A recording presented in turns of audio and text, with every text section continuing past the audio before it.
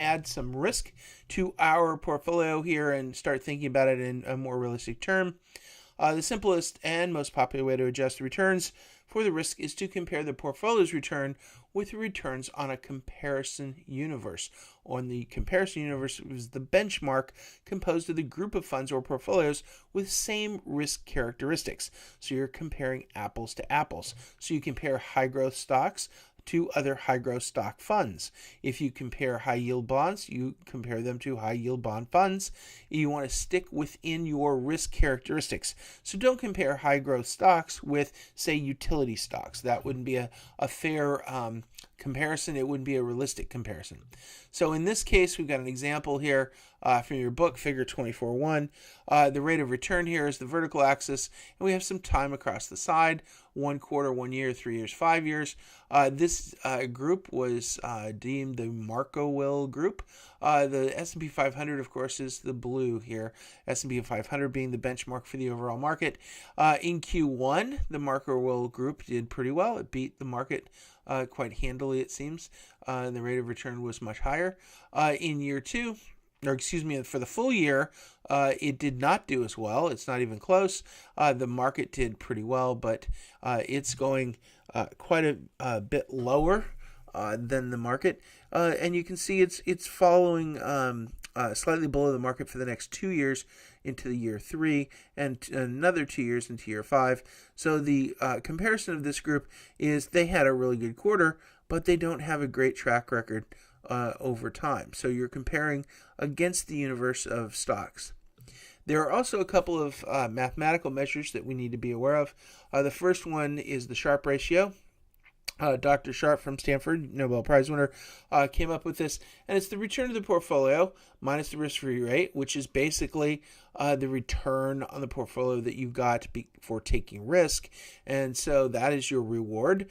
And then, of course, the risk is the standard deviation of the portfolio. So this is risk divided by reward, basically. So the standard deviation of the portfolio, we know how to do that. We know how to get our average return on the portfolio and the risk-free rate. So this is very easy to calculate. The Treynor measure is very similar.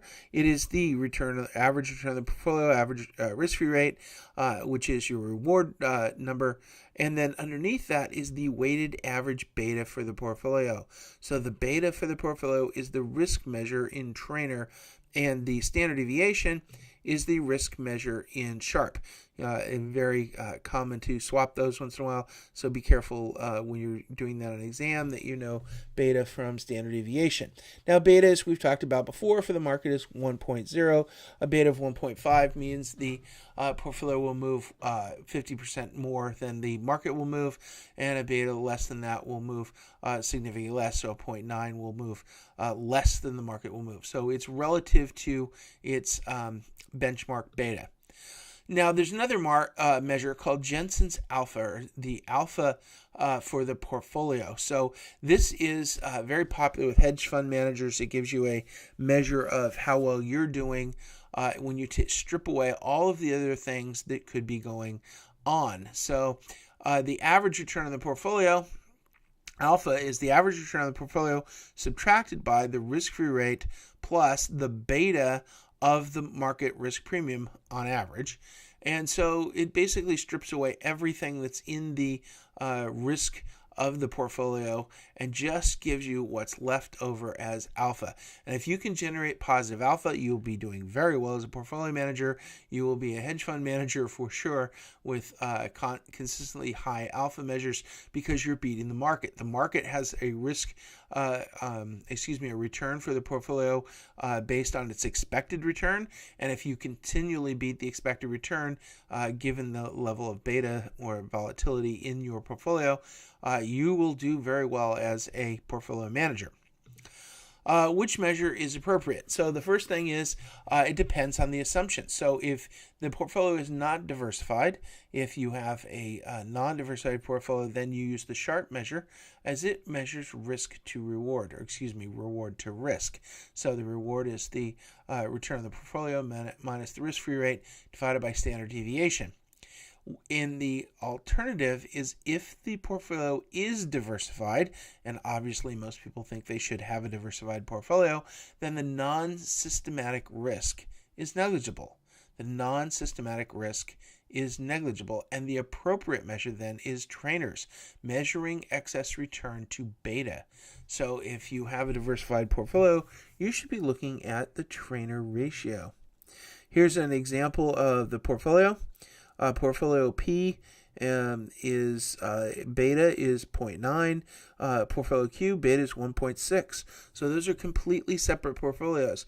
Portfolio P with a beta of 9 is going to be is much less volatile, not much less, it's less volatile than the overall market at 1.0, and a 1.6 portfolio beta for portfolio Q is moving quite a bit more than the market is. And of course the excess return reflects that. The excess return in portfolio P is 11%, which is just slightly above the market, which is still pretty good. If you're beating the market, that's great. And you have a lower beta, that's fantastic. That's all good. The portfolio with a higher beta is 19% compared to a market return of 10%, which is a really good return as well. And then if you look for alpha, Jensen's alpha is the excess return minus the beta times the market excess return. So if you look at beta here, or excuse me, alpha, you would get portfolio P is at 2% and portfolio Q is at 3%, and you would tend, as a hedge fund manager, you'd rather have the 3% alpha, but you had to take a lot of volatility and a lot of risk to get there. So which one is Q really better than P? That's a good question. I think that's all going to depend on you. So, to wrap up, portfolio attribution. The common attribution system decomposes portfolios into 3 columns or components, and we've talked about these before. The allocation choices across a broad asset class. The first thing you do is say, where am I going to invest my money in big items, stocks, bonds, cash, real estate, commodities. Those are the big choices at the beginning. Below that, you have industry or sector choices within each market. If you're going to be in stocks, are you going to be in utility stocks, or are you going to be in growth stocks? Are you going to be in tech stocks, or are you going to be in biotech, or are you going to be in Con Edison and PG&E and utility shares? So you have to choose inside each industry where you're going to be. And then, of course, once you're inside the industry, you have to decide what security choice within that sector you're going to choose. That is a top-down approach, very common way to look at it. So when you look at this security selection and the sector selections, there's a couple of things that should be pointed out. One is good performance, a positive contribution, derives from overweighting high-performance sectors, but it also derives from underweighting poorly performing sectors. And I want to highlight this to you because I think it's very important in a lot of ways. The first is that if you make fewer mistakes, you'll be better off. It's often easier to just not do dumb things than it is to try to do brilliant things. You don't have to be brilliant, but you need to avoid doing really dumb things. So the idea of I need to find winners, I got to find winners. Well, instead of focusing 100% on finding winners and driving a very high positive contribution, make sure you're not having any unperforming or poorly performing investments. So focus on making sure you don't have any big losers. If you don't have any big losers, you'll do okay. So you want to make sure you avoid those. Don't take huge gambles with things that could perform very poorly, and make sure you watch what is performing very poorly and cut your losses. So making fewer mistakes is often better for the average investor than trying to find that big winner. The big winners are very hard to find, and everybody's looking for them. But if you're going to be a good investor, at least at the amateur level or less than hedge fund, Wall Street guys, make sure you're not picking really bad performing sectors or even bad securities. So try to make your mistakes with making sure you don't make any big mistakes in the wrong side of a poorly performing sector. And if you can find some positive overweighting high performing sectors, that's great, but make sure you don't make any really bad mistakes, and you should be doing pretty well. And that applies to a lot of other things in life too. So try to make fewer bad mistakes, and instead of trying always to find the perfect winner, make sure you don't have any bad losers. So that should wrap up mutual fund performance pretty well for you. All that, I'm sure that will cross your paths in your exam. So be sure to review the homework on a couple of those problems on Treynor and Sharpe.